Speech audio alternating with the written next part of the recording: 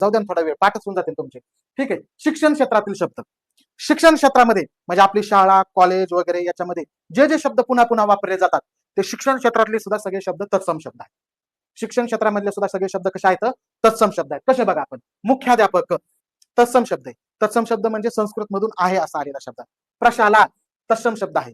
मराठी भाषेमध्ये संस्कृत मधून आहे असा शब्द. बघा शाळेच्या रिलेटेडच आहे. बालभवन, बरं का, बालभवन म्हणजे लहान मुलांसाठीचं भवन. प्राचार्य, प्राचार्य.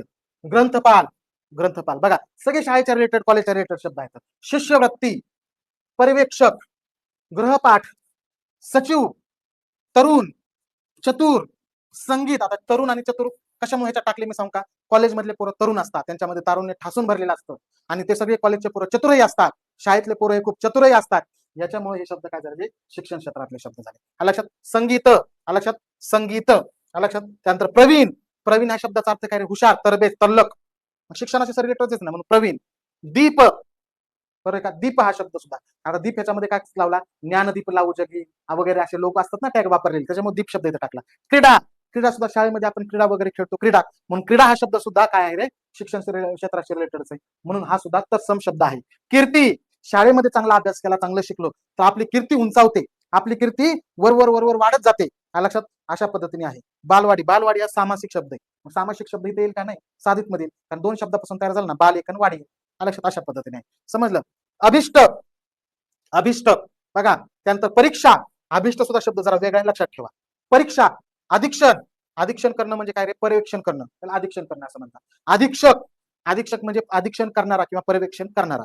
अधीक्षक तर इकडे आला होता शब्द, डबल आलाय इथं आला होता ना अधीक्षक. ठीक आहे, असं काही नाही, अधीक्षक कडे पण आलेला आहे, पण अधीक्षक इथं वेलांटी रस्व दीर्घ म्हणून फक्त सांगितलं. तुम्हाला वेलांटी नाही प्रश्न विचारत, लक्षात ठेवा. म्हणजे बघा मी काय सांगितलं रे? लक्षात. म्हणजे काय सांगितलं रे मी तुम्हाला? की या ठिकाणी काय आहे? शिक्षण क्षेत्रातल्या रिलेटेड शब्द. पहिलं कोणतं? शिक्षण क्षेत्राच्या रिलेटेड शब्द जे येतील ते सगळे काय असणार? तत्सम शब्द असणार. त्याच पद्धतीने शासकीय शब्द म्हणजे शासन आपल्या कामकाजामध्ये ज्या ज्या शब्दाचा वापर करतं ते सुद्धा तत्सम शब्दच असणार आहेत. ते सुद्धा काय असणार आहे? तत्सम शब्द असणार आहेत. अशा पद्धतीने हे पहिल्यांदा लक्षात ठेवा. अशा पद्धतीने ट्रेकच्या माध्यमातून आपण इतर शब्द, तत्सम शब्द राहिलेले, आणि त्याच पद्धतीने उद्या शब्दसिद्धी मग तत्सम आणि तद्भव आणि देशी या शब्दाबद्दल. देशी, तमिळ, संस्कृत हे तर आपण गोष्टीच्या माध्यमातून ट्रिक तयार करणार त्याच्या, तिथं टेन्शन घेऊ नका. तिथं गोष्ट, कविता, गोष्ट अशी गोष्ट तयार करणार आणि मग शब्द तयार करणार, असंच घेणार फक्त. आणि तद्भव तर सोपे येतं, तद्भवला काय अवघड नसतं.